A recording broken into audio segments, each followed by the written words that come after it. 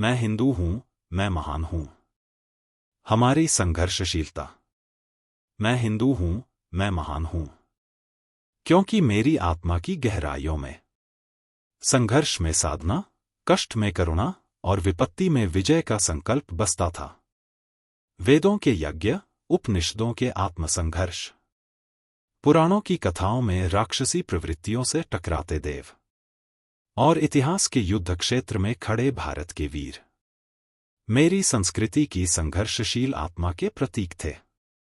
रामायण में राम का वनगमन, महाभारत में अर्जुन का आत्मसंघर्ष और झांसी की रानी गुरु गोविंद सिंह, स्वामी विवेकानंद की वाणी, ये सब मेरे अंदर कभी जलते दीपक की तरह थे।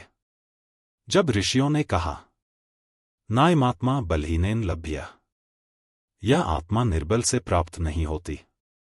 जब समाज ने मिलजुल कर कर्मयोग, तप, त्याग और राष्ट्रधर्म की नींव रखी, तब मैं गर्व से कह सकता था, मैं हिंदू हूं, मैं संघर्षशीलता से परिपूर्ण हूं।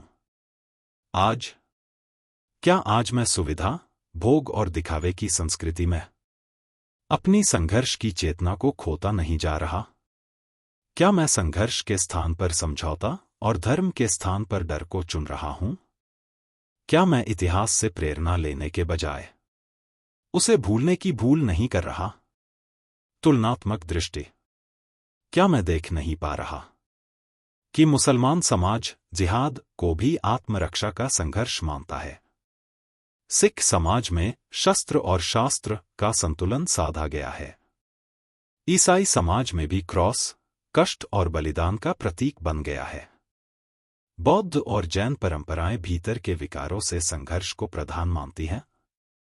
और मैं संघर्ष को टालने, टकराव से बचने और अपने ही धर्म की रक्षा से पीछे हटने को समझदारी मान बैठा हूं।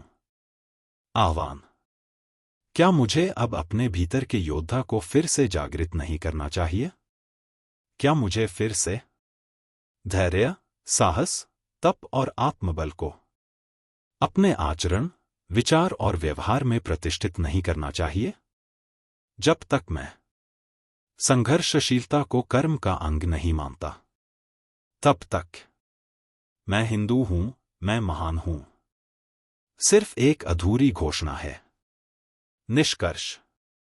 तो आओ फिर से गाए, संगच्छध्वन संवदध्वन कृण्वन्तो विश्वमार्यम, और अपने भीतर संघर्षशीलता की उस खोई हुई चिंगारी को फिर से लौ बना दे, जिससे यह समाज फिर से शक्तिशाली, साहसी और धर्मपरायण बन सके। धन्यवाद। मदन मोहन।